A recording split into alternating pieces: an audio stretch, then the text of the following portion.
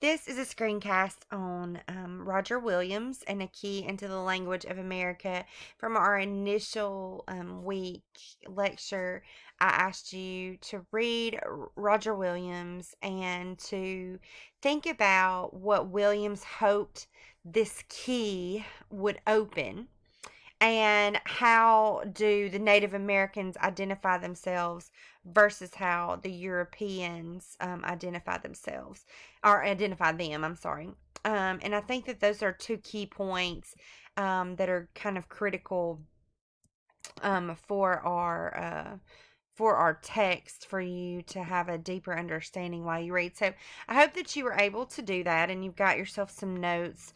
So we're just going to break down a key into the language of America now. So this key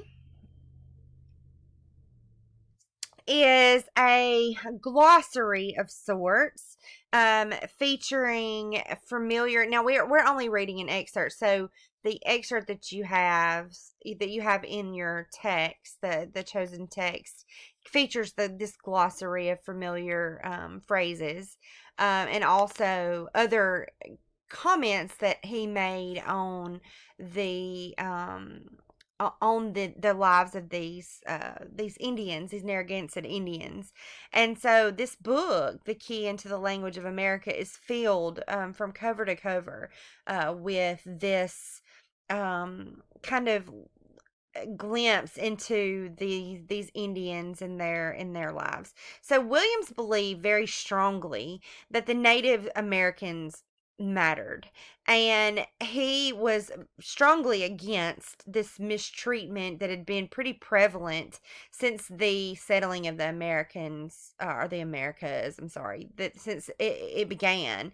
And so, historically, they were pushed back and pushed off, and forced to endure.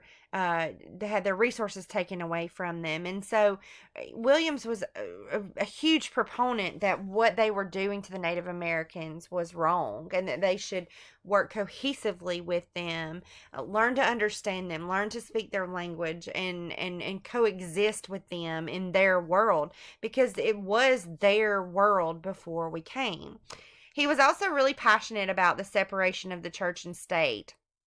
He believed that the colonial magistrates should have no control over religion, or the soul, and that the Puritans should be true separatists and have nothing to do with the Church of England, and that Europeans had no right to claim Native American lands for themselves.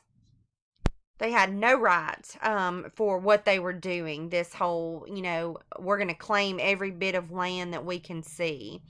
And Williams was really intelligent. He had a great talent for languages. He mastered the native dialects really quickly and really simply. And it's because he spent so much time with them.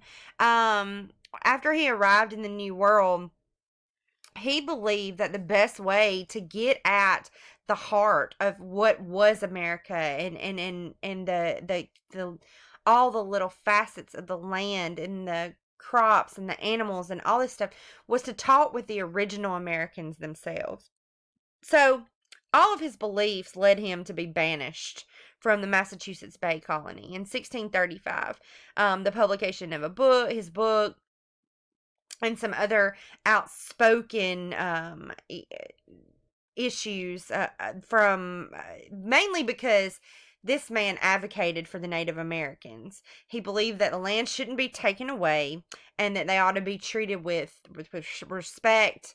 They should have due process for the crimes and everything else, that they should have the same treatment as the colonists themselves.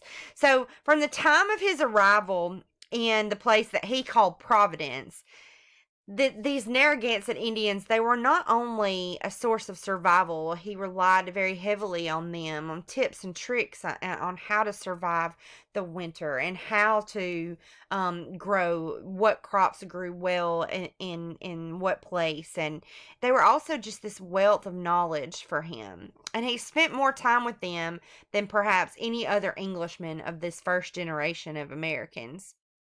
He basically lived among them and learned their ways, and he was fascinated with their culture. So his book, was a study of this language and culture, the way they ate, the way they clothed themselves, their dating rituals, their interaction with the natural world around them. And for them, it was a world that was beginning to recede or grow smaller and smaller and smaller because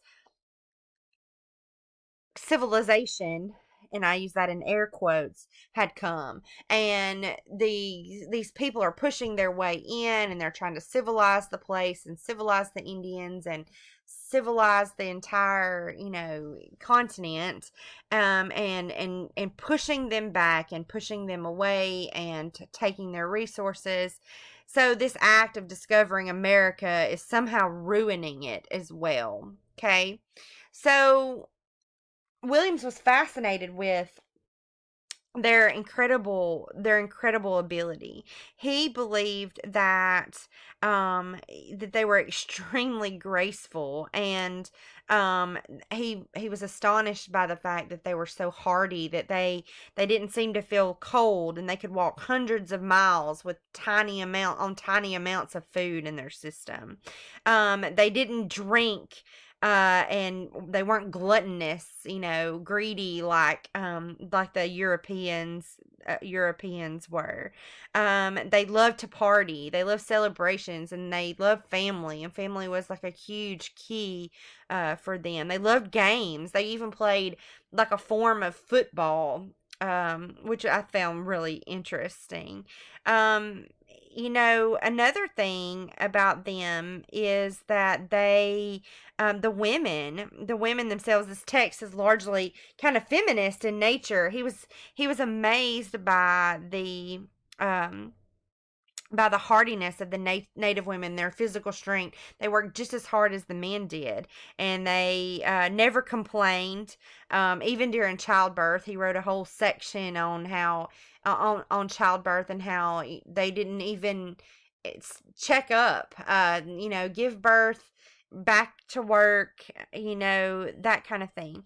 So, I mean, he was really, really very astonished with. He was really very astonished with them. He thought he loved their form of government. They had a communitarian kind of government, and their religion, their religious beliefs, and he was fascinated with that, and more than that, the kindness that they exhibited to strangers like himself, without even being, without receiving anything in return. And in return, they got this mistreatment and this abuse, and um from the settlers, and even before then with the explorers as well. So in the book, he's passing judgment on his own kind, on Europeans, about this treatment that these natives had been receiving, because there wasn't any need for it. He believed that the Americans, the Native Americans, and the New Americans could coexist if the New Americans were willing to make steps in that direction. So the key is obviously a metaphor. He's not talking about a physical key, but he hoped that this one key would unlock many smaller keys. So if the new Americans would use this key, and that means to take the time to connect to the Native Americans and learn their language and customs and culture, and learn to value and appreciate what they could bring to the table, it would unlock many, many other doors for them as well. So it's a powerful story, and a powerful piece. Unfortunately, um as far in a celebration of culture, which, civil rights wise, he was a forefather for civil rights for Native Americans. Unfortunately, it fell on deaf ears for the larger part of the colonial period, because the Europeans did not share that same mindset.